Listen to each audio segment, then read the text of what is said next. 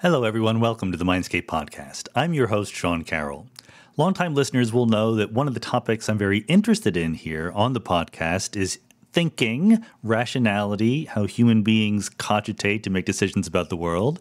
And even longer-term listeners will know that I love using the game of poker as a model for thinking about human rationality. Of course, poker is a very finite, well-defined game. You know what the rules are, you know what the rewards are, but it models a lot of the circumstances that are very important when we're making hard decisions in our everyday lives. Poker is a game of incomplete information. We don't know what our opponents have. It's a game where there's randomness involved. You don't know what the next card is going to be. It's a game where there probably is a strategy which will at least guarantee you won't lose over the long term, but you might not know what that strategy is. You have to be a good Bayesian. You have to do your best to model your other opponents, etc. And perhaps most of all, poker is a game where even if you know cognitively, consciously what the best strategy is, sometimes it can be hard to obey, to follow that best strategy. You can be what in poker terms is called on tilt. Your emotions can get in the way and your rationality can suffer thereby.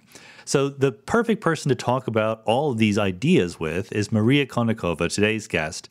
Maria got her Ph.D. in psychology at Columbia University, starting with Walter Mischel, who was very famous for the marshmallow test. You know, when you give a small child a marshmallow and ask them if they can avoid eating it while you step out of the room. And the claim is that whether or not the kids can avoid just eating the marshmallow predicts success later in life. But Maria decided not to go the academic route, instead becoming a writer, and she became a very successful staff writer at The New Yorker, and then decided that what she really needed to do was up her rationality game, and the best way to do that was to learn to play poker. And not because she was a poker hobbyist. She literally, as she says, didn't know how many cards there were in the deck. But on the basis of her psychology degree and her work as a writer, she managed to convince Eric Seidel, who is one of the world's leading poker players, to coach her with the idea that she would get good enough to play in the World Series of Poker. Turns out she did way better than that. Not only did she appear in the World Series, she's won hundreds of thousands of dollars playing poker, joined Team PokerStars as a poker ambassador, and has been very successful overall on the tournament circuit. All of this story is told, and the lessons for rationality, psychology, and human life are summarized in her new book, The Biggest Bluff: How I Learned to Pay Attention, Master Myself, and Win. I think that this podcast is not about poker, really. We use poker as an example, but it's not teaching you how to play poker. You're not going to learn how frequently to 3-bet or whether you should worry about getting check raised or anything like that.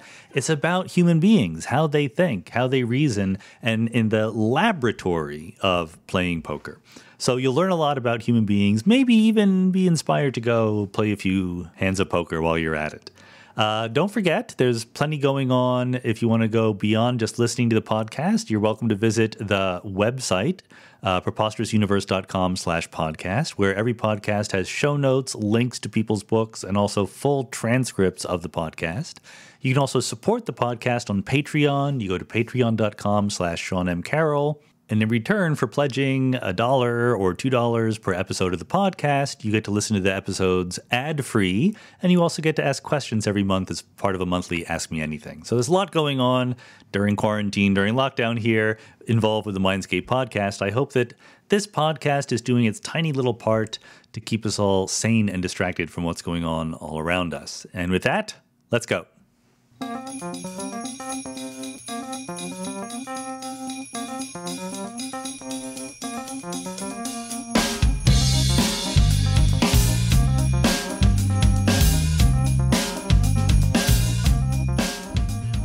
Maria Konnikova, welcome to the Mindscape podcast. Thank you so much for having me, Sean. So I guess the obvious question is, you have a Ph.D. in psychology, you have a staff writer job at one of the most prestigious publications in the world. What is it that inspired you to say to yourself, you know what I really want to do is to play poker at a high level? This was not something I had ever seen coming. And had you asked me, 5 years ago, will you ever be a professional poker player? Will you ever be playing poker on any level whatsoever? My answer would have been, ha, ha, ha, because it's not it's not a lifelong passion of mine. It's not like I've been, a poker player from childhood, playing with my friends, playing with my family, which a lot of professional poker players did do, by the way. Right. If you look at a lot of their stories, you see that they started when they were absurdly young. That's not my case. What brought me to poker was actually just a completely tangential direction. My last book had come out, The Confidence Game, and it was doing well. I was doing a lot of media for the book. Everything was great. And then a few months after the book came out, a lot of things just all of a sudden went wrong all at once. I had a major health problem that has still not been diagnosed. It was some sort of autoimmune thing where all of my hormones just went completely out of whack, and I became allergic to just everything. Oh, my Like I goodness. couldn't wear clothes, basically. And yeah, it was pretty bad. My body would just break out in hives randomly. I visited all these specialists. No one knew what was going on. And this lasted for quite some time. I was just on these horse doses of steroids, and eventually it went away. But to this day, we have no idea what happened. Then my grandmother died, and it was very sudden, just a total freak accident. My mom lost her job. My husband lost his job. Just all of these things happening one after the other. And none of them are things that we really have any control over. And it really made me just pause and start questioning, what do we really control? What role does chance play in everyday life? And I decided that that's what I wanted to write about, that I wanted to do a book about this. But as you know, you've written books. That's not really a topic for a book. Right. That's just some theme, grand inquiry into the nature of chance.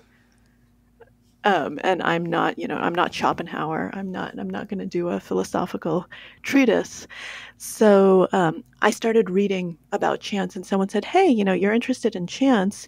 You should check out game theory because that's actually a way to look at chance in a really organized way." So I started reading John von Neumann's theory of games. John von Neumann is the father of game theory, and learned that he was not just a poker player, but that poker was the inspiration for game theory. And that von Neumann very strongly believed that poker was strategically a really wonderful match for strategic decision-making in life in general, as a game of incomplete information. And it was the game that most fascinated him because he didn't really love chess. He thought that it was boring because ultimately it was very solvable. There was always a right move and a wrong move. Right. And he didn't like gambling. He hated casino games like roulette, etc., because not solvable at all. It's just gambling. But poker, he felt, was kind of in between, where you had incomplete information, but you could very strategically make good decisions. But all the while, there was never, there wasn't quite a solution. So he said, "I'm going to solve this." I started becoming fascinated by, what is this poker thing? Why did someone as brilliant as von Neumann think that this held the key to so much? And so I started reading about poker, and some light went off, and that brought me to The Biggest Bluff. I decided, you know what, this is going to be the book. I'm going to learn to play poker. I'm going to get someone really good to coach me. I'm going to immerse myself in it, and we'll see what happens. And of course, I could never have predicted that I would have actually become good and gone pro. That was not part of the plan. It was supposed to be just a 1-year immersion, and it went in a very different direction. And not only did you come from not having grown up playing poker, but you literally, according to the book anyway, didn't know how many cards were in a deck. Oh, that is true. That is a true story. I in my first meeting with Eric Seidel, who's one of the best players in the world and became my coach, my mentor, and now is just a good friend. We met over breakfast, and he was very hesitant because he doesn't coach people. He's never coached people before. And what intrigued him was that I wasn't a poker player coming into him looking to get better. I was someone with a clean slate. And he realized just how clean when I said, well, I know some things. Like, I know that, there are 54 cards in a deck. And he just kind of looked at me and I said, what? Did I say something funny? Did I say something wrong? And to this day, he will not let me live that down. And he just jokes over and over. He says, one day those jokers will jump out of the deck. And that will be your day to shine. There are 52 cards in the deck for those of the audience members who are not themselves poker players or card players. Yeah, the jokers don't count.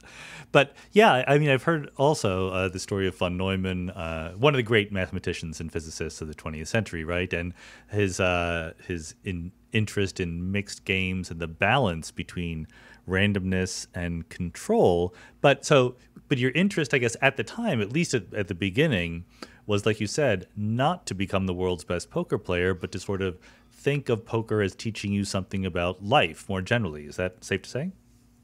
Yes, that's exactly right. I wanted to use poker as a kind of metaphor for life, to really think through, how do we figure out what that line is between what we can control, the decisions we can control, and the things we can't, the cards, the outcome, the other players, kind of the things that we don't necessarily have direct control over.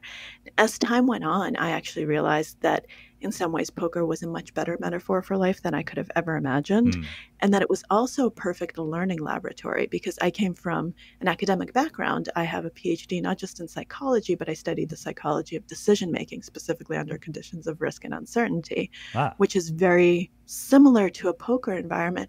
But what we do as psychologists is we identify all of these problems, all of the ways that people screw up when they're making decisions, the ways that they're irrational, but there aren't that many solutions. I mean, even someone like Danny Kahneman, who won a Nobel Prize for his work in this, and if anyone knows decision biases, it's Kahneman, but even he acknowledges that he still exhibits a lot of the same biases and that it's really, really hard to fight them.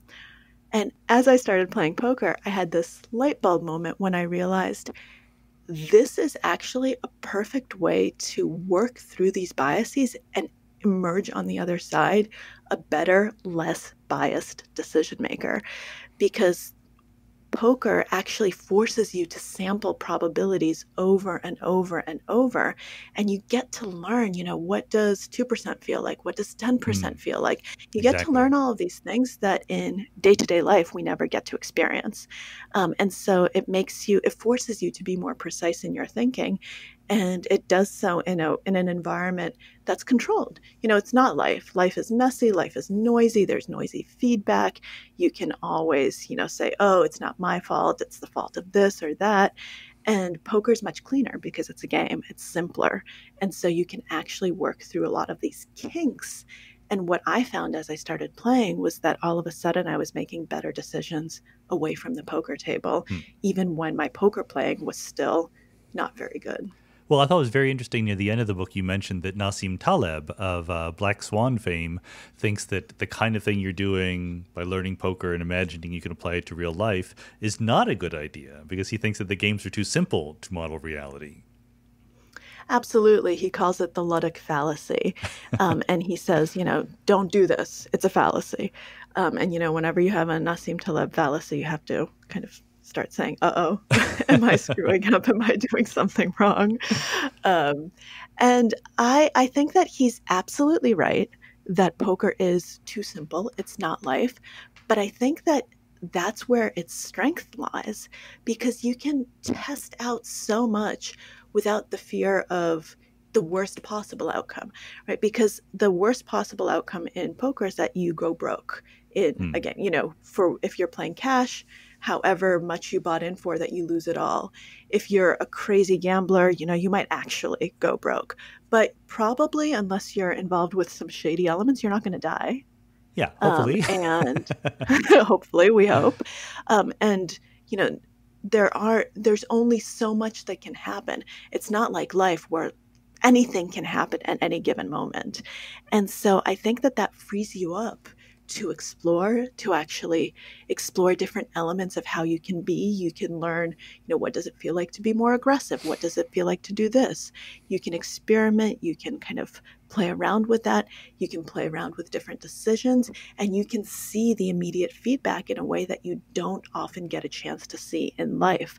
So I think the simplicity actually makes it a much more powerful teaching tool, and one that ultimately can be incredibly applicable to life because of the fact that it's stripped from a lot of those externalities that we experience in any other situation that is messy. I mean, I totally agree with Taleb that life is messy, that a game can't model it perfectly, but I just don't see that as a drawback. I see it as a strength. Yeah, no, as a physicist, I'm completely on your side in this difference because, of course, you look at simplified spherical cow models to get sort of a feeling for the basics, and then you can try to tweak it and try to apply it to the messy real world. And the thing that fascinates people about poker is, just like von Neumann would have said, it's in that balance region where there is randomness. You just can't help it. You can do everything right and lose terribly. The variance is large, but it's also clearly skill, right? And you can see that, well, there's certain people who keep appearing at the winner's circle in these tables.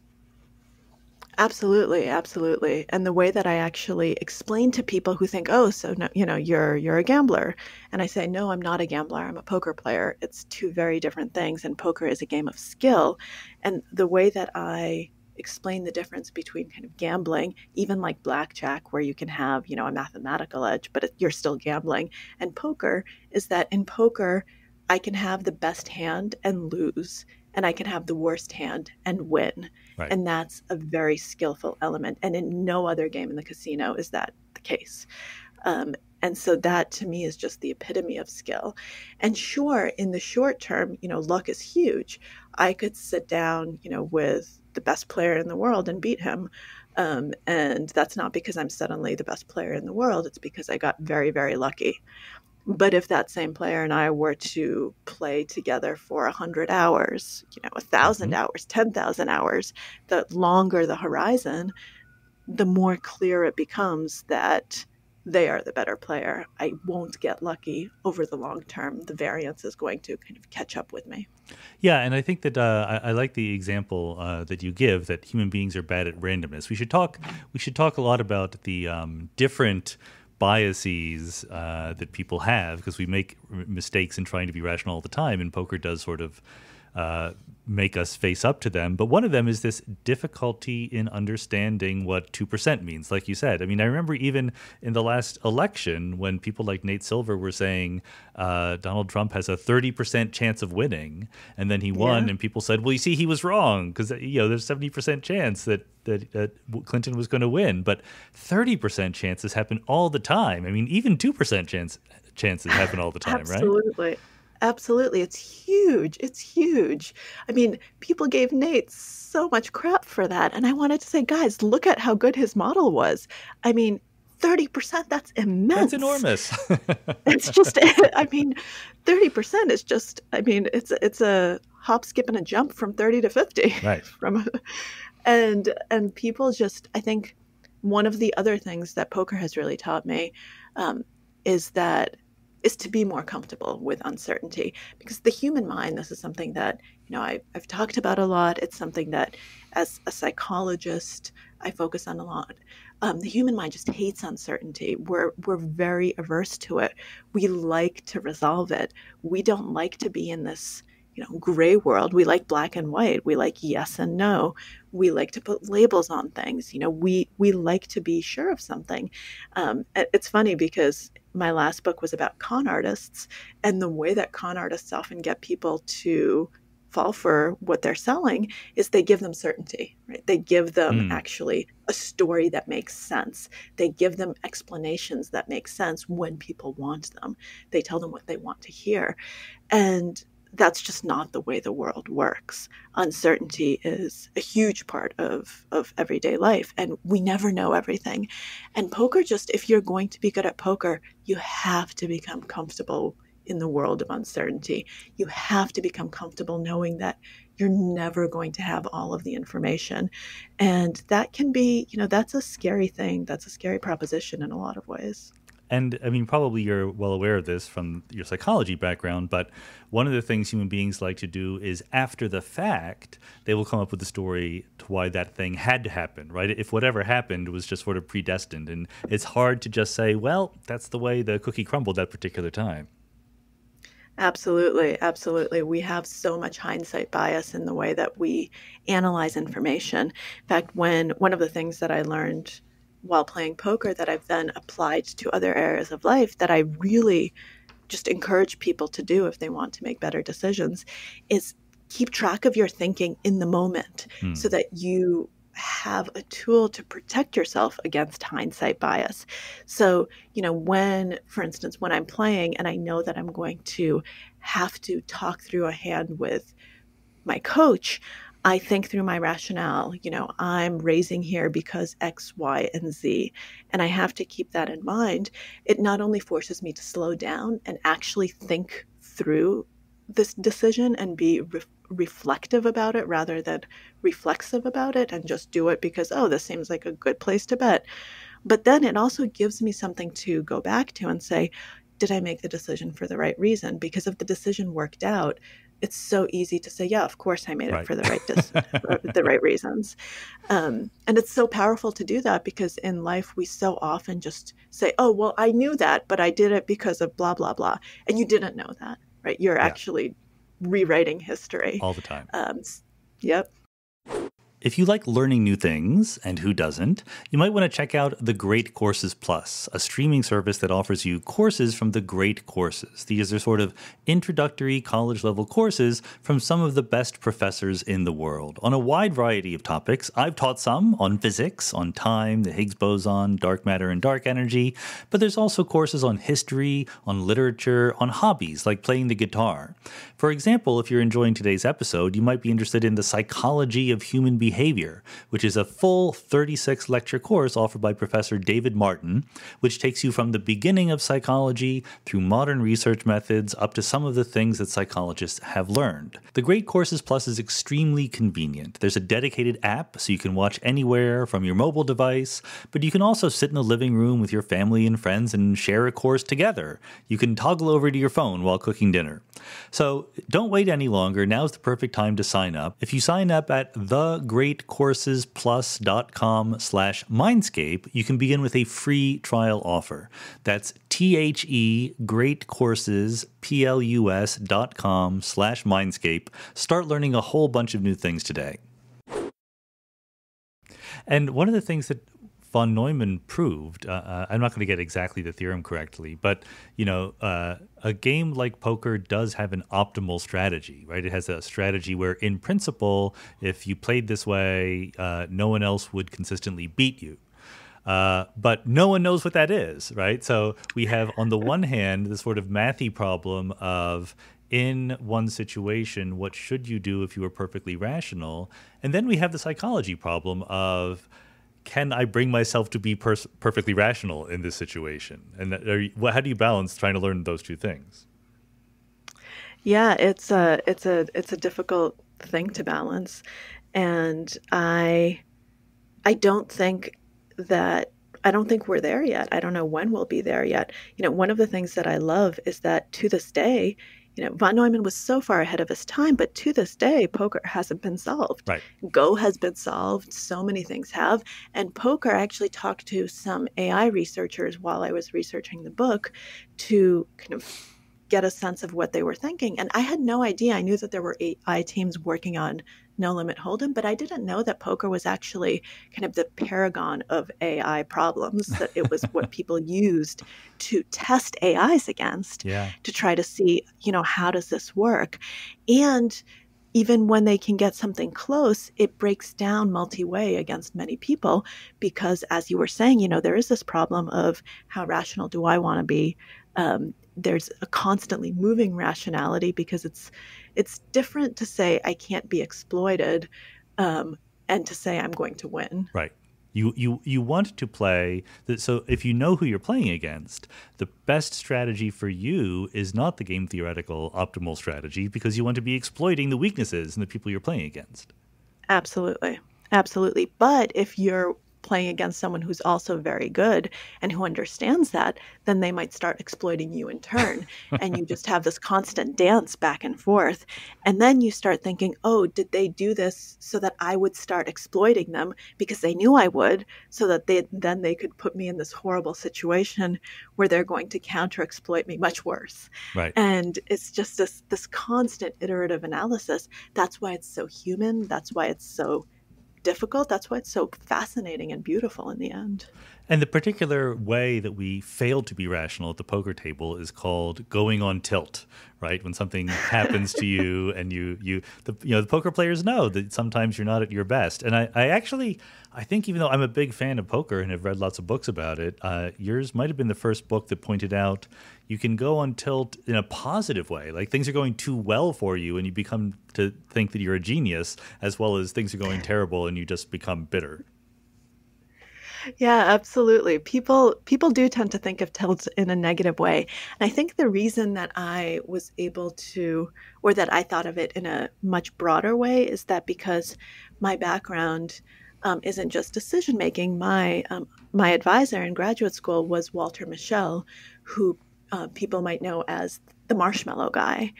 He was the man who had the big marshmallow studies. How long can you wait for a marshmallow? Yeah. And he followed these preschool kids for decades and showed that the amount of time that they waited actually predicted a lot of other things in life. And he called this delay of gratification.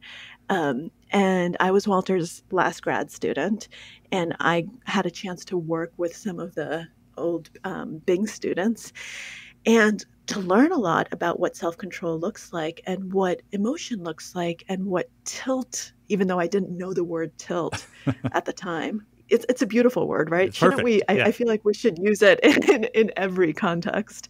It's so good, and it's so evocative, and it can be used as every single part of speech, which I love. It's a perfect four-letter word. But anyhow, after that ode to the word tilt, I saw that it could actually, that emotionality could be from a very positive source, right? It's not that the kids were mad at the marshmallow or whatever it was they wanted. It was wonderful. They craved it. It was a very positive emotion, but it impaired their thinking. It impaired their decision-making because they were in such a excited state. So when I learned the notion of tilt, I was already looking to see, oh, well, I know that emotions can actually be positive and negative. And if it's an emotion, that's incidental rather than central to this decision, then it's going to make me less rational. Mm-hmm. Then it's going to make me take a decision, make a judgment that I wouldn't otherwise make because I'm relying on an emotion that has nothing to do with it. And so in poker, when most people think tilt, they think, oh, the angry guy, right? The person who's losing and who's just getting mad at everyone and who's fuming and who just says, oh, fine, you can't bully me around anymore. Watch this. But there's also the player who's winning and who thinks this is amazing. Like, I can do no wrong. As you said, I'm a genius. People always become geniuses when they're winning. Oh, yeah. I mean, it's crazy. They just suddenly, they know everything. And so if you're making decisions because you think you're on a roll, or if you're making decisions because you feel like you're owed the chips because everything's just going your way, and so you say, oh, I'm just going to call with these two cards because I'm hitting everything. If you start making decisions like that, you're also on tilt because you're also no longer thinking through things in a rational way, and you're letting completely incidental things color how you're processing the current situation. Just like probability doesn't have a memory, your stack of poker chips doesn't have a memory. It doesn't know, that you've just won 100 big blinds. There's no momentum. Or whatever it is. Exactly. They're just chips. Yep. And we love imbuing all sorts of things with personality and with meaning and with intention. But so it's just noise. It's just, it's just stuff that does not care about us. It has no emotions. Yeah. It has no memory. It doesn't care whether we're winning or losing. The deck doesn't care. It's going to be the deck. And but nevertheless, I mean, I agree with all of these things, and yet I, like you and everyone else in the world who has played poker, has these experiences where immediately after you do something, or at least 10 seconds after, like, wow, that was a really irrational thing to do, right? And you can know what the rational thing to do is, and yet you don't do it. And I guess my two questions, very, very tiny questions, I'm sure you can answer very quickly. Number one, why does that happen? Do we do things that, part of our brain certainly knows is irrational? And number two, are there, practical strategies that you learned from poker or from this journey you were on for doing that a little bit less? Yeah, there's a big difference between theory and execution, and there are a lot of steps in between. So I find myself still, many, many times I can see myself from the outside. I know what the correct move is, and I don't make it because usually it's an emotional reason. I'm scared.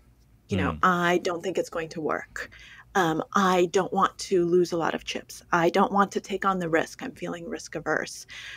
Or I'm feeling very risk seeking. And even though I know I should fold and I know the correct decision here is that I don't have the best cards, I'm just mad at this person, or they're just rubbing me the wrong way and I want to do it anyway. And so I do it. And right away I say, oh my God, I know I should fold right now. So it happens in both directions. And usually it's an emotional reason. And sometimes it's also an execution problem where you theoretically know, but you don't trust yourself enough. And so in poker, and I think this is true everywhere in life, if you're not feeling it, it's not going to work because people can see that. They can sense weakness. They can sense hesitation. They can sense when you're bluffing in a sense, even if you're not bluffing. So in a negotiation, if you say, well, I want to raise, but they can see that you're really scared and that you're scared of saying that and that you're not going to walk away and you're not going to get that raise. Yeah. And it's something where there's a disconnect between what you should do, what you actually do. And then if you do it and that disconnect is still there, it's still not going to work. So you need to have everything be in sync. And that's difficult. So I think the way that one does that is first through practice. So you have to just do it over and over and over. People who study too much theory of anything, whether it's in poker or in some other arena, and don't actually practice, don't actually do these things, don't actually kind of put themselves out there and play hands, whether it's actual hands or metaphorical hands. Without that practice, you're not going to be able to get comfortable. You're not going to be able to execute under pressure. What you're trying to do is get it into that part of your brain where it becomes almost instinct, where it becomes something that's easy for you to do. It's like when you're learning any new skill. Think about, something like, well, this is a horrible example for me because I don't know how to drive, but think about what I imagine learning how to drive is for most people. That at the beginning, you have to try to coordinate everything. Everything is kind of a little scary. You really have to pay attention to everything.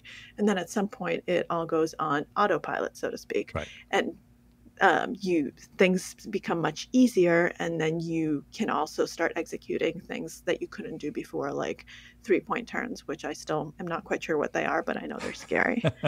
But this makes sense. This makes sense in sort of, Kahneman's distinction between system 1 and system 2, right? Where I think it's that system 1 is all the automated, subconscious things going on, and system 2 is your conscious cognition that takes a lot of brain power to focus on. And so what you're saying is what we can try to teach ourselves to do is to move as many processes from system 2 into system 1, right? Make them subconscious, and then that leaves system 2 with its very precious finite amount of brain power to think about the important cases that are not automatically solved by our newly found instincts.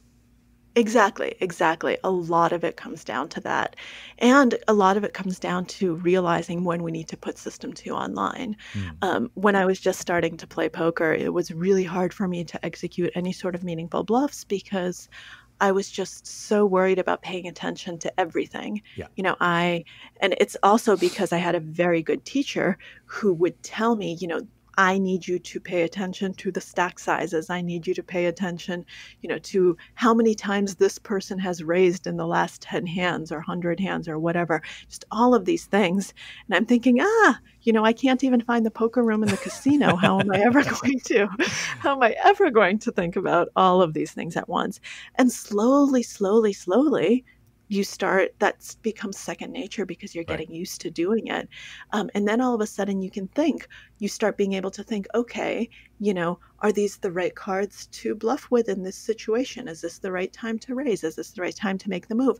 That still doesn't mean you're going to be able to do it because you still might be scared because you might do it once and it doesn't work. You get caught and then you feel sheepish and you don't want to try it again. Or you don't get caught, it works, and then you become a little bit too optimistic and start making mistakes Hmm. in the other direction. And so you have to keep doing it over and over, and you have to get to a point where it's comfortable. And where, to me, one of the things that actually really helped me, and this is very funny because I'm a psychologist. Last math class I took was in high school. That's not my background at all. I was very nervous, starting poker, that I would need advanced mathematics. Yeah. Eric told me, no, you don't. You'll be fine. As long as you can, add, subtract, multiply, divide, you'll be fine. But so I always thought my edge was going to be psychological, which it is. However, the thing that actually helped me learn to be more confident in executing bluffs, in executing moves, in figuring all of that out and actually putting into practice what I knew I should do in theory was working with solvers and working with this highly mathematical thing. I don't need to understand how to run Monte Carlo simulations. The computer can do it for me. But if I do it and if I understand the inputs and understand what I'm working with and then look at the output and then try to reason through why does the computer say that I should bluff with this particular hand, with this particular card? And you suddenly start to Hmm. see the logic behind it, see the thinking behind it. And then when you're playing, it doesn't feel like a bluff. It feels like, oh, I know that I should do this here with this card this percent of the time. I'm not bluffing. I'm actually just executing the strategy that I should based on what I'm holding, based on what I'm seeing, based on what I'm doing.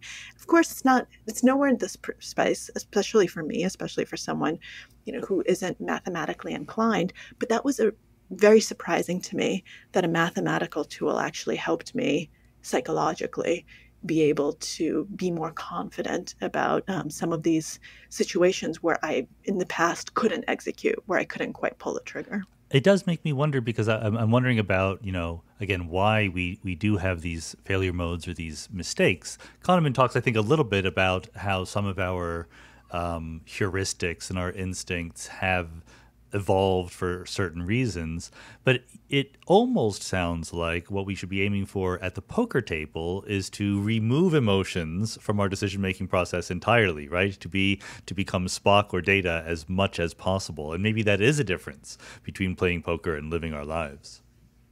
Absolutely, absolutely. But I actually think that what we should aspire to do is, first of all, I think we should realize that we can't remove emotions entirely because we're emotional Hmm. creatures. We're human. And it's not always good. It's not always the right thing to do to remove emotion from a situation. There was a lot of work that was done by Antonio Damasio, a neuroscientist, on something called the Iowa gambling task. I won't get into that task because that task has a lot of problems with it, but it was since replicated in other gambling environments. And he looked at people who actually had cortical damage, whose brains did not process risk. So they had no risk aversion whatsoever. And they ended up not doing well. They went broke. Mm. So people who just couldn't experience the fear of risk at all went broke and did not make good decisions. And so sometimes emotions are actually important right? Sometimes emotions keep us from going broke. They're there for a reason because they're central to the decision.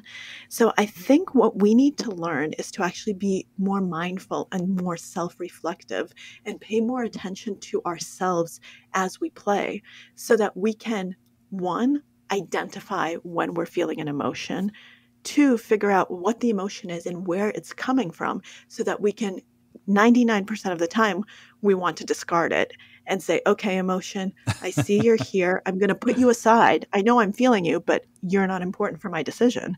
Let me just put you here and make my decision without you.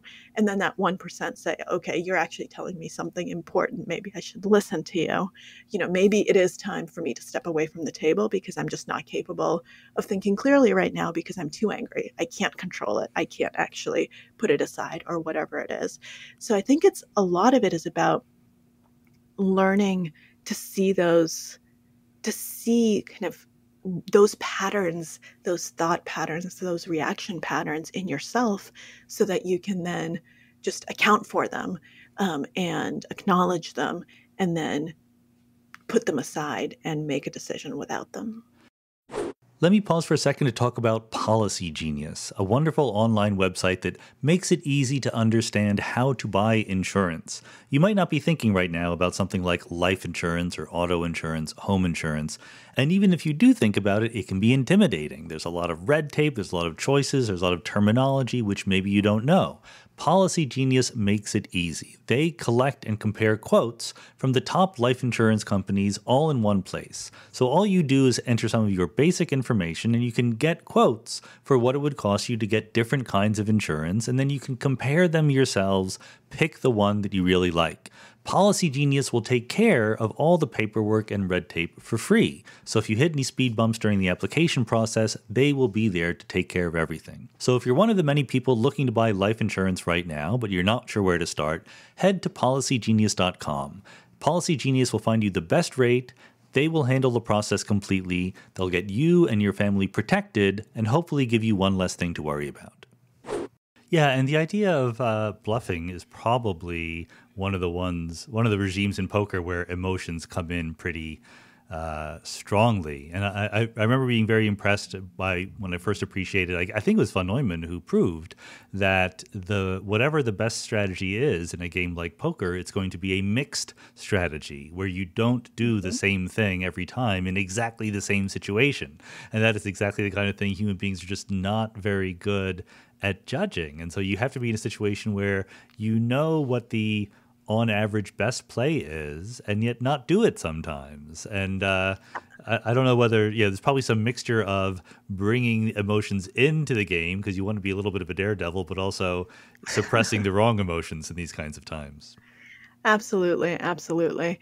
And we are very bad at mixed strategies, and oftentimes we think we're randomizing. That's a very popular term in poker these days, that you're randomizing your strategy. 25% of the time I do this, at 75% I do that. And we don't normally. It's very hard for humans to do that. And so what a lot of actually the best players do is they have some sort of randomizer so that for instance, I know a lot of players look at a watch and they look at where the second hand is, and they have, because they can look to see, if it's between, 12 and 1 or 1 and 2, etc., then they have their randomizer. And if it happens that 10 times in a row they're doing the play that they don't really want to be doing, well, so be it, because they just look at that and that's what they're doing. And that's true randomization, or as true as you can get at a poker table, but it's still incredibly difficult. And emotion really does play into it. That's why we don't randomize correctly. That's why we don't mix well, because we often just say, oh, I know that I'm supposed to do this whatever percent of the time. I feel like doing this right now, so I'm just going to do it. But I actually have a theory about this, because I know about that trick of looking at your watch with the second hand to randomize. But we also know that human beings are bad at feeling what real random sequences are like. And part of me thinks that what we should be aiming to do is not to be random, but to appear random.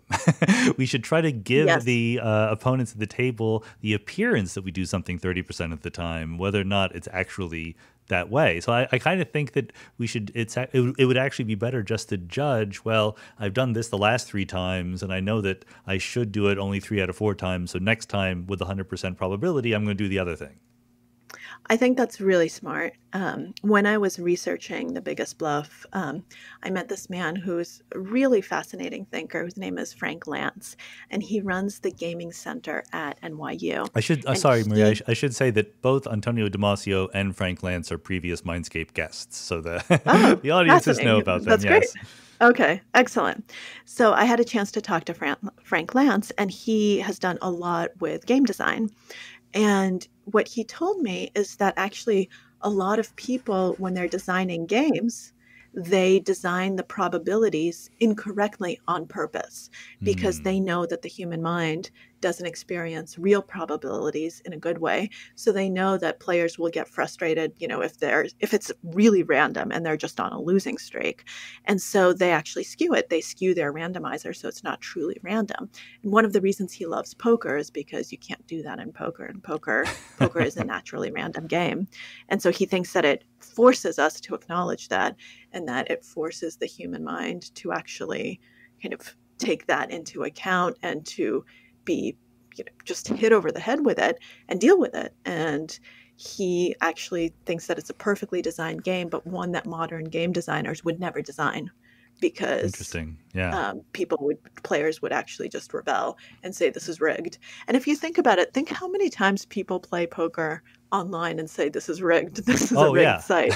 How can I keep losing over and over? Because they don't understand that true probabilities can look like that, and that sometimes you get quads 4 times in an hour on a table. And the flip side of that is that we can say how poker is a merciless teacher and makes you try to be as rational as possible, yet we both know real poker players, and some of them are pretty darn emotional and convinced that all the luck in the world goes against them, right? We can name names. Absolutely. Absolutely. We will not name names. I got, talk about luck. I got so damn lucky that Eric Seidel was the person I wanted to coach me and that he said yes. Right. Because he is just one of the calmest, just most even-keeled people you'll ever meet. Yeah. He does not tilt. And the fact that he would just nip all of those bad thought habits in the bud for me, that was so powerful because I wanted to do the same thing. I would start telling him bad beat stories. And for non-poker players, bad beat stories are basically when you should have won, but you didn't. Yeah. Someone sucked out on you or, set over set, someone had higher cards than you and just the world went against you and you want to start ranting and raving. And the first time I tried to do that, he yelled at me. I mean, it's very hard to imagine if you've ever met Eric Seidel raising his voice, but it was as close to a yell as I've ever heard. And he explained to me that this was just a really, really horrible way of thinking, that I should not dwell on that because that happens. That's just variance. I can't control the outcome. And so it's a bad mental habit and it's going to make me a worse player. And I think he's absolutely right, because if you keep dwelling on the bad beats, it's going to affect your decisions. It's going to affect your emotions. I mean, it's going to make you a less pleasant person to be around, but it also just actually affects how you process hands and how you process information. And I'm so grateful to him, even though in the moment, I was pretty upset and I wanted to just let him, have him listen to me. I'm so grateful to him because these days, I don't remember how I bust tournaments most of the time, unless it was a very interesting hand.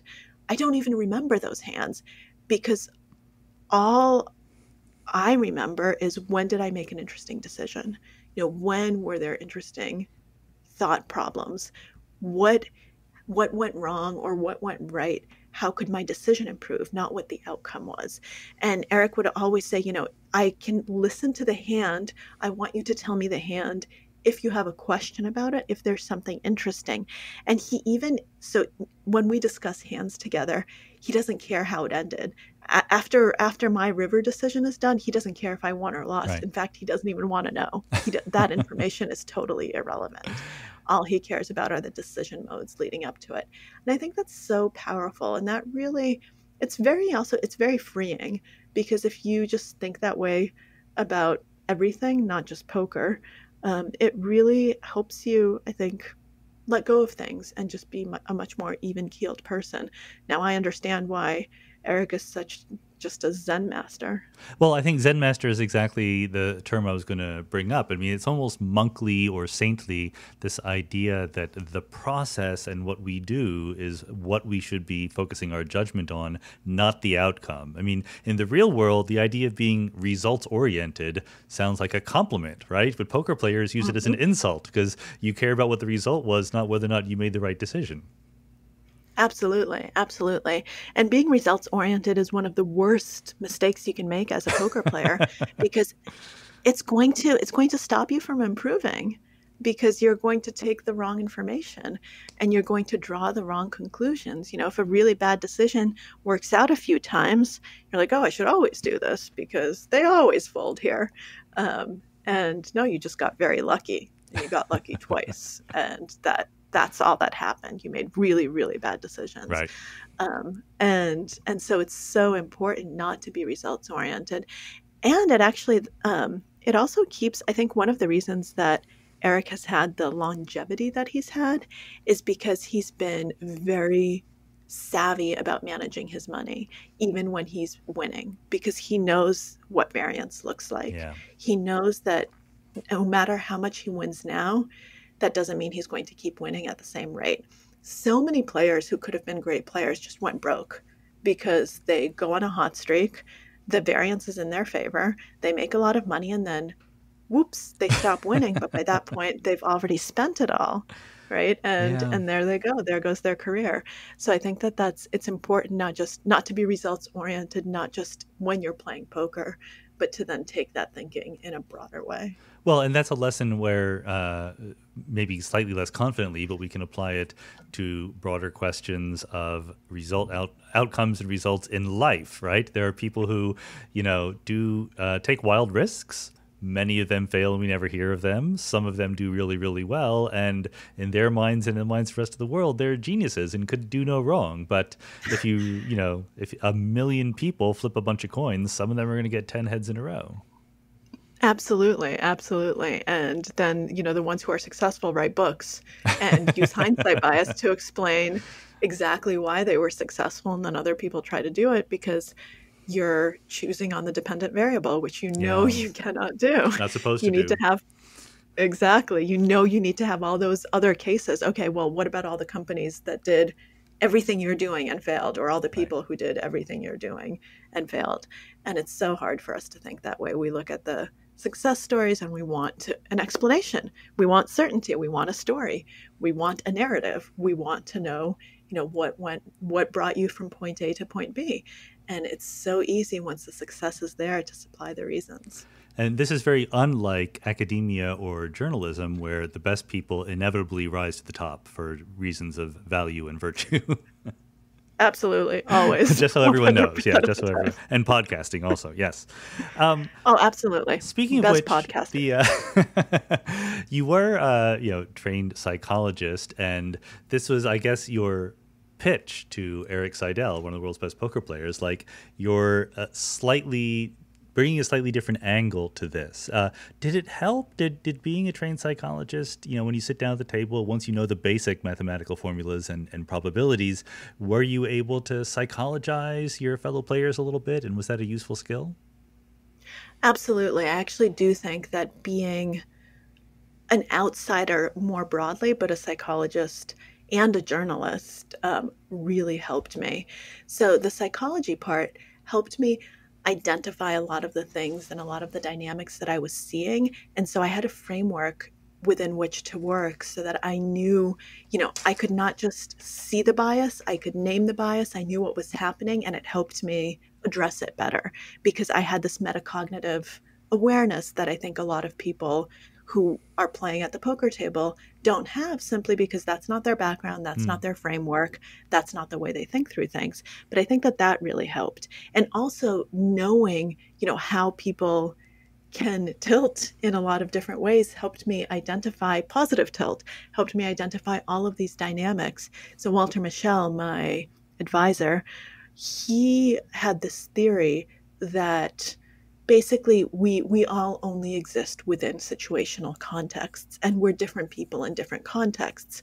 And what you need to know in order to figure out, well, what kind of a person is this, is to have something that he called a behavioral signature for them. Mm. Given that this happens, what happens then? So he'd say something like, there's no such thing as a person who's risk seeking. There's a person who's risk seeking in certain environments, but maybe in other environments that person is very risk averse. There's no such thing as a person who's just sociable 100% of the time. You might be very extroverted, very outgoing, love people, but believe me, I will find that person with whom you are not only not sociable, but you become, Yeah. The least sociable person in the world. I will find that situation. And so having that sort of background and having that sort of approach to people really helped me, I think, identify dynamics at the table that other people might have missed. And I actually use it a lot in the sense that I talk to people. I talk a lot at the poker table, not when I'm playing. When I'm in a hand, I don't talk at all. Mm. But when I'm sitting, I get to know people. I try to figure out, where are you coming from? Why are you playing? What's motivating you? I try to get at some of their inner psychology because that helps me understand them. And that helps me understand why they might make certain decisions, why they might make certain plays. I've gotten much better at it over time. In the beginning, I was bad, just flat out bad, because I wasn't quite sure what I was looking for, and I didn't know poker, and so I lacked part of that context. But I think over time I got much better.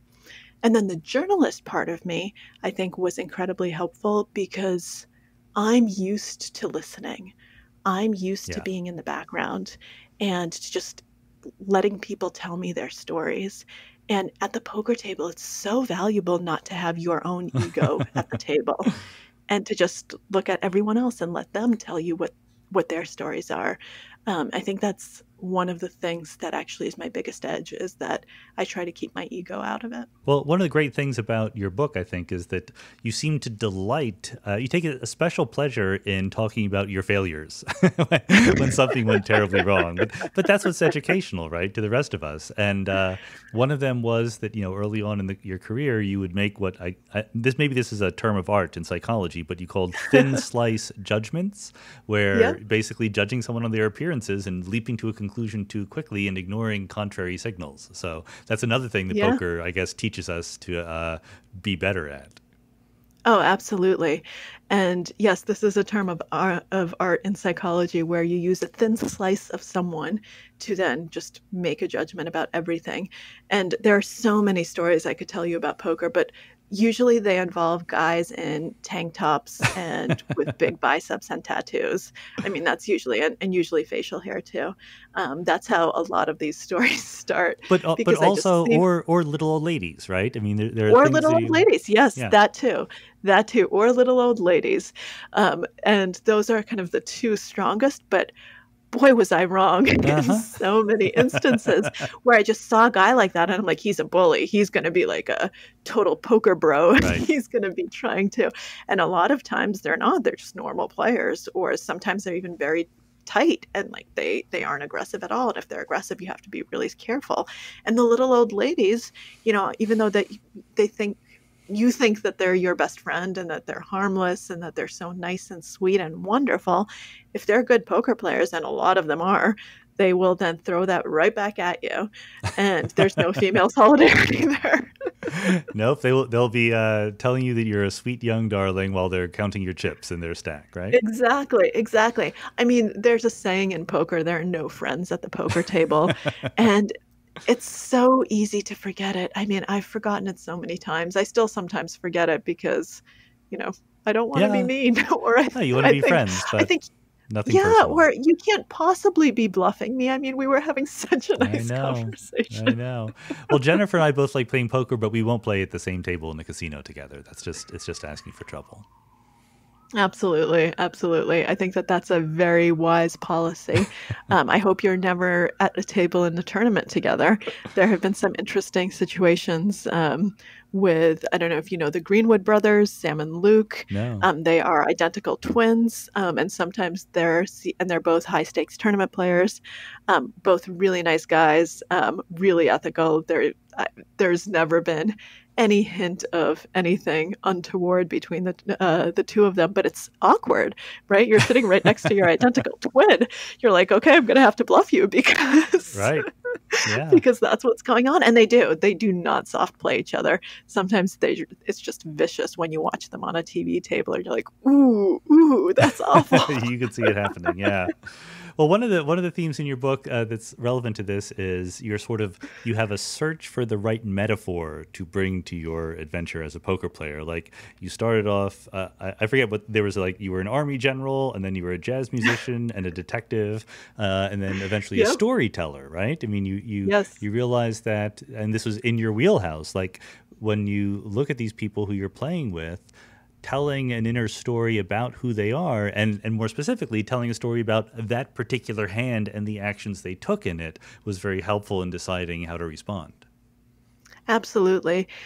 You're so right. I tried on so many hats as I went on this journey, and it was so funny to realize that at the end of the day, storytelling, which is what I've always done, is the thing that can serve me the best. I mean, sometimes you realize that the tools you already have are the ones that really do work incredibly well. And this was actually an insight that I got from Phil Galfond, who is also just this wonderful poker player, great guy, who spent a lot of time working with me as well. And at some point, he told me to try to use what I already know, to try to use my storytelling skills. And when he said that, that actually made something click, because I realized, everyone does tell stories at the poker table. Every single action is part of a narrative. Yeah. And that helps you when you're thinking about how other people play. It helps you analyze it, because you're not trying to think, okay, the probability of him, blah, blah, blah is X, because as we've already talked about, most people aren't rational, aren't playing in such a very strict game theoretical way. They're human and they're trying to tell you a story. So you look for inconsistencies, you look for what they've said, you look for, does everything add up or not? And it also helps you play better, because you start thinking, okay, does my story make sense? And what's the story I want to tell? And how do I tell it from the beginning? It helps you lay out your plan of attack. It helps you lay out your strategy before you make the first move, because you have to think through the whole story. You have to think through the whole narrative. And like with any story, you have to be willing to change. So sometimes, you're writing and you realize that your outline was wrong, right? That what you thought was going to happen in this piece or in this book isn't what's happening. And then you have to reevaluate. And I think that kind of flexibility is also very important in poker, because you could have the story, the outline, the idea for a hand, what's going to happen. And then the information just changes drastically. And you need to be willing to then scrap it and say, okay, well, what was the story I was telling? How does this new information fit into it? And can I adjust it or not? And sometimes the answer is no. And that's when okay, I need to give up. Yeah, I mean, this is not a story that's going to end I well. remember when I started playing poker, one of the dumbest things that I would do was 20 minutes or half an hour had gone by and I had not bluffed at all. So I would decide before the hand started that I was going to bluff this hand. And that's just not good, because, if you learn a little bit, you realize there are good places to do that kind of thing and bad places, and you have to be able to adapt to that story in real time. Another thing that human beings are just bad at, right? Like we tend to make a plan and, bullheadedly go forward with the plan. Absolutely. Absolutely. We tend to not always be the most flexible creatures. No. And we often don't like reacting to new things and new developments and new circumstances. Once again, I think it's that aversion to uncertainty. We have a game plan and we want to follow the game plan. Yeah. Don't try to tell me the game plan has changed. I prepared for this game plan. Yep. And it's a skill. I think it's something that we can all learn. We can all be better at. I mean, it's something that I am still working on every day. I think all of these elements that you learn in poker are things that you just have to keep working on. And I think the moment that you say, I've mastered this, is actually the moment you should be really scared. Yeah. Because none of these are things that I think ever can be mastered fully. Well, we should give our listeners who are either current or potential poker players some tangible advice that they can use to improve their games. So I was thinking you can give whatever advice you think is most interesting, but I was going to ask about tells, about the idea that something someone says or does or gestures or facial expressions at the poker table can give away whether they're strong or weak or bluffing or telling the truth. Do you think, is that a real thing? Is that something that the experts rely a lot on? I think tells are a real thing, and I think that they're underused. That said, I think that at the highest levels, there are far fewer tells than at the lower levels, because the better a player is, the fewer tells there are. Makes sense. And a lot of times tells don't look like what you think they're going to look like. So a lot of times people are looking at things like, oh, did he fidget? Did he do this? Did he do that? Oh, he looked up. And I've heard that looking up is a sign of lying. And things like that, like just gestures and very specific things. Most of the time, those are too noisy, because in order for a tell to tell you anything, it needs to be something that's reliable. And for that, you need a lot of observation, and frankly, just don't have enough time at a poker table to get enough instances to know whether something is actually a tell or noise. But the way that tells, I think, work much better is if you start looking at deviations from behavior. So just pay attention. I mean, my number one piece of advice is pay attention to all of the players. It's really hard if you're sitting at a full table. So start with the two players to your left, because those are the players that you'll be playing with most often, because you are the button when they're the blinds. And so you'll just automatically be in pots with them more often than with other players at the table.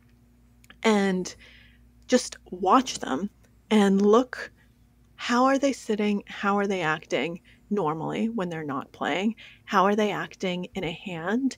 And try to get all of the data that you can. So whenever a hand goes to showdown, whenever you actually see what they had, think back through how they acted and how they played that hand.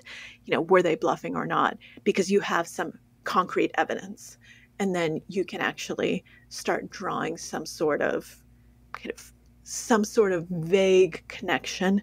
And then what you want to be looking for is any deviations from how they normally behave. So if they're normally sitting in one way and then suddenly their posture has shifted, it might shift differently for every single person. And so that a shift in posture in and of itself, if someone's suddenly sitting more still or someone's more moving more, that doesn't mean they're bluffing or not bluffing. What about this specific person? Have they acted this way before? And if not, try to figure out, what does it mean based on the information you have? And even then, be careful. Well, but that's the hard thing. If someone does something very much out of character, it could be because they're either really weak or really strong. It's just that they're not in the middle. Exactly. That's why I said try to look at showdowns. Try to see if that happens when they show a hand down and you see, were they strong or were they weak? But like I said, even then, be careful, because that should not be the thing on which you base your decision. Yeah. It should be kind of the drop in the bucket if you need more information. So I try not to have a tell be the thing that I rely on the most. Under rare circumstances, people have tells that are real. So I once played with a guy who, when he was weak, you could just tell his whole posture just shifted. And it was so funny. And I was so sad when we were moved to different tables, because I loved playing with him, but that's rare. It's more like the tiebreaker. I mean, you still got to figure out what your percentages are and how Exactly. A tiebreaker is a wonderful way of looking at it. But I do think it's important to pay attention to how people are acting, because sometimes you'll also pick up on cues that you don't even realize you're picking up on. Okay. But also, I mean, the the exhortation to pay attention is very crucial because over and above the tells, right, you're building up a model of this person, how they act in different circumstances. And it might be completely based on their actions, not on their facial expressions, their actions in the sense of what their bets and raises are and stuff like that. But people are different, and that's kind of crucial. Absolutely. Absolutely. And then one of the other things that I write about in the book that I won't go into detail now, but that I think is fascinating is that paying attention to people's hands can actually be one of the physical things that is the most telling. So people tend to move differently, tend to move their hands differently when they're different degrees of strong. I think that's really interesting. So if one of your goals anyway at the beginning of the project was not just to win hundreds of thousands of dollars in poker tournaments, but to learn to be a better thinker and reasoner and so forth, did it work? Is the rest of your life affected by the training you have in poker? And can other people, you think, improve their mental game by practicing at the poker tables? Absolutely. Absolutely. I mean, I think my thinking has become so much stronger just around everything. And I feel a difference in how I approach situations, how I break them down, in my ability to really try to gauge the quality of a decision without looking at the outcome, without thinking about the outcome. That's not something that I was good at before. And I mean, sometimes it's still really difficult to think that way, but at least I try. I've become much better at identifying my emotions. I think I've become a much stronger person because I've had to confront a lot of the kind of internal issues I've had that would make me much more passive at a poker table, that would make me fold, that would make me kind of play in a suboptimal way. Because I've had to confront it in poker, I think that has made me more able to confront it in my personal life. So I've, had some negotiations where I was able to get more money than I otherwise would, for instance. Like a very practical thing came out of it. That was only because I was thinking in these kind of poker terms. And I think especially right now with, everything going on in the world, the fact that I think poker has really made me realize and try to internalize a lot of the tenets of Stoicism that I'd studied as an undergrad, but never really understood what it meant. I think that that's really served me well. The idea of controlling what you can and focusing on those things that you can control, and then letting go of the things that you can't, realizing, the world is going to happen, bad things are going to happen, good things are going to happen, just things are going to happen. I can't control them. So let me focus on the things that are actually within my power. Let me work on honing my skills in the areas where they're actually going to be helpful. The quality of my decision process, the quality of my emotional reactions, of the way that I think and respond. And the outside world, well, I can't control that. So let me not expend my emotional energy. Let me not expend my mental space trying to worry about it too much. Yeah, no, I think that's a super valuable lesson. But I it brings me back to something that I said before, but I'll raise it again because there are some poker players that seem to live up to that ideal of sort of Zen-like detachment. And then you found in Eric Seidel a mentor, maybe Dan Harrington, who you also talked to for the book, is like that.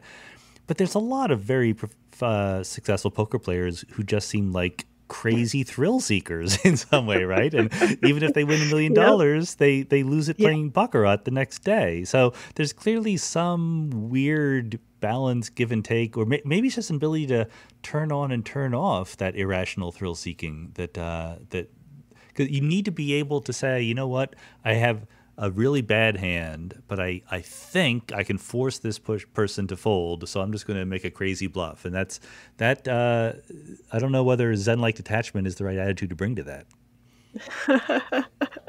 No, I think that's a very valid point. And I think that if you're the kind of player who knows exactly why you're running a crazy bluff and you're doing it with a very logical approach, I mean, even an Eric Seidel or a Dan Harrington, it's perfectly capable of executing an insane bluff in the right moment against the right person. They don't just do it because they feel like this is the moment to bluff. They don't do it for irrational reasons. And I do think that a lot of players who are really great poker players and then not so great at life, they're capable of doing that at the poker table, but then they turn it off somehow. They don't apply it to any other context. I talked earlier about kind of this metacognitive awareness. Well, they don't have it. For them, they can do it at the poker table, and then they just let it all go somewhere else. Someone else who I met during the process of writing this book, who unfortunately died as I was writing, it was one of Eric's mentors, Paul McGrill, known as X22. And X is a perfect example of someone who was brilliant at games, horrible in life, knew it, and it was still the case. He couldn't quite get over it. Because human beings are complicated messes of different little sub-processes, right? We're not unified, singular cogitos or whatever. We have different parts to ourselves that we bring to different situations. Exactly. We're complex. It's shades of gray. It's not black and white. There's a lot of uncertainty. There's a lot of unknown, and there's a lot of complexity there. And I think that's a wonderful thing. Yeah, absolutely. We should celebrate it. But so to finish up, I mean, I'm not even sure if this is a question or just a statement that maybe you can expand upon. But aside from poker and aside from rationality and emotions and bringing them into line and things like that, your book is also a story about just taking a wild leap into learning something, not as a young kid, that is a completely different world, right? It's a testament to the excitement and the potential downfalls sometimes of just throwing yourself wholeheartedly into something that is pretty alien. I mean, what are your feelings about that, having done it? You tell these great stories about going on helicopters in Monte Carlo and casinos in Macau and so forth. Yeah, I mean, I think that's absolutely true. It was a huge leap, and it just scared the crap out of me in every single way. Both because I took an established career and said, I'm going to put you on hold and I'm going to just go into this crazy world. And so many people I respected told me I was insane. Right. They said, you can't stop writing regularly for the New Yorker. Everyone's going to forget your name. They're going to forget who you are. You need to be in front of people. You need to be, you need to build the momentum of your career. You need to build your reputation. You can't do this. Other people would say, well, if you're going to, pull a George Plimpton and go all experiential journalism, why poker? I mean, it's gambling. It's horrible. It's right. This, awful thing. Why go into that world? And so I had a lot of these thoughts in the back of my mind. I thought, this might be a terrible mistake. And I was really scared. And then I was really scared also to write this book because I'm not a first-person journalist. Normally I only write about other people. I don't use I. I don't remember the last time I used I in a piece I wrote. And this book was going to be completely different. And so that was also a huge leap of faith for me. I didn't know if I'd be able to pull it off. I didn't know if people would like it. I didn't know if people would like my voice. I didn't know what my voice was in that context. So all of it was really scary. And in a weird way, that's how I knew it was something I really wanted to do. Because the way that I've actually approached a lot of my life is that new things should be scary. And if you're not scared, that means that you're not challenging yourself enough. That means that you're just not going to grow because you're staying too much in your comfort zone. And I've done a few, crazy career things in my life. I moved to New York with just no money whatsoever. I became a bartender. I took a job for $23,000 a year in New York so that I could write. And a lot of these things didn't quite work out. I think I went through like 5 jobs in my first year out of college. But I think, and it was always scary. But I always thought, you know what, let me do it. And I'm very, very lucky in the sense that even though I don't come from a wealthy family at all, I mean, I grew up just in a poor family and now they're nicely middle class.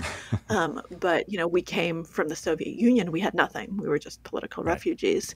And so it wasn't like my parents would say, oh, don't worry, we'll pay your rent. They couldn't. They would love to, but they couldn't. But they are the most supportive, loving people, and they've always had my back. And so I knew that, like, if shit hit the fan, I could always just go home, right? I could always just, I had parents who were there, and, you know, they said, we can't pay your rent, but you can come move back in with us. You know, we can't give you this, but we love you and we support you. And the reason we moved to this country is so that you could do whatever you wanted, not so that you'd be a doctor or a lawyer. My sister's already a doctor, so it made them, you know, made it easier to do that. But so that you could do what you want to do. And I think I don't want to underestimate and understate how important that was, knowing that I had that emotional backing. I think it made me much more able to take risks that not everyone has the luxury of taking. Yeah, I mean, it's a once again a mixed strategy, right? I mean, it's a little bit of a balance between being responsible, understanding that there is a backup plan and so forth, but not just being complacent, not just doing the same thing over and over again. I think it's too easy to be either a crazy gambler or a stodgy stick in the mud, and keeping things interesting without inviting disaster is a tricky balance and worth trying, worth aiming for. Absolutely. Absolutely. I think that's, if I can keep meeting that goal throughout my life, I think it will be a life well lived in a lot of ways.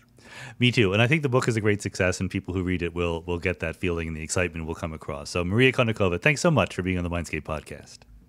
Thank you so much for having me, Sean.